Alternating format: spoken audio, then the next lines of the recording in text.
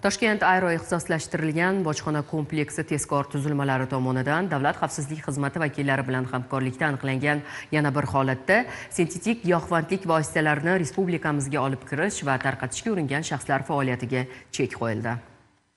Joriy yilning 2 may kuni poytaxt aeroportida Bishkekdan uchib kelgan xorijiy davlat fuqarosi bojxonadan yashil yo'lak orqali harakatlanar ekan, uning bezovtalanishi bojxona xodimlarining diqqatini tortdi. Bu esa bejiz emas ekan, ushbu shaxsning qo'l yuklari orasidagi sport ozuqasi idishiga qadoqda ko'rsatilganidek vitaminlar kompleksi emas, balki sintetik giyohvandlik vositasiga o'xshash 500 gramm og'irlikdagi kukunsimon modda joylangani aniqlandi.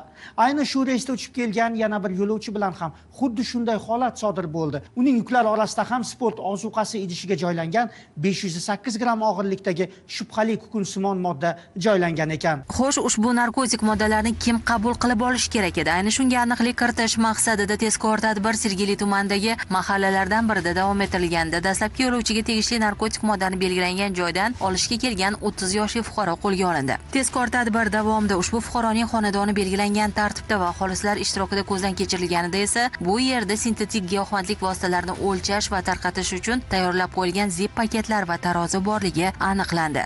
Ikkinchi yo'lovchiga tegishli 508 gramm og'irlikdagi narkotik modda rejaga ko'ra Yuqori Chirchiq tumani hududida qoldirib ketilishi kerak edi. Surishtiruvlar davomida aniqlanishicha, ushbu moddani ham olib ketishga yuqorida tilga olingan 30 yoshli fuqaro kelishi rejalashtirilgani ma'lum bo'ldi. Shunday qilib, bir reysda bir-biridan bexabar holda kelgan 2 nafar yo'lovchining yonidagi narkotik moddalarni aslida turli lokatsiyalarda, lekin bitta odam qabul qilib olish ko'zda tutilgan. Ammo tezkor tadbir natijasida bu reja chippakka chiqdi. Faqatgina shu emas, o'zi bilan 508 gramm og'irlikdagi giyohvandlik vositasini olib kirgan shaxsning telefonini ko'zdan kechirish davomida ushbu shaxs joriy yilning aprel oyida ham keyinchalik zakladka usulida tarqatish uchun Yuqori Chirchiq tumanidagi ovloq hududlardan biriga yana 500 gramm og'irlikdagi sintetik giyohvandlik vositasini ko'mib qo'yganligi aniqlandi.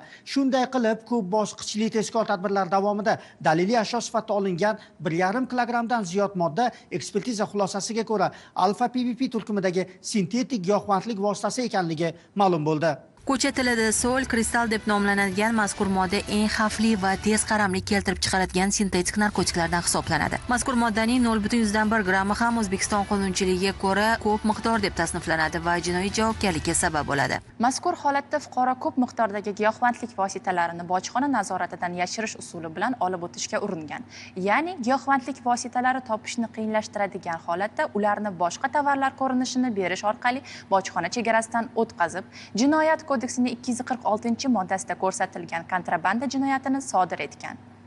Mazkur holat yuzasidan Toshkent Aero ixtisoslashtirilgan bojxona kompleksining surishtiruv va ma'muriy amaliyot sho'basi tomonidan Jinoyat kodeksining 246-moddasi 2-qismi bilan jinoyat ishi qo'zg'atilgan.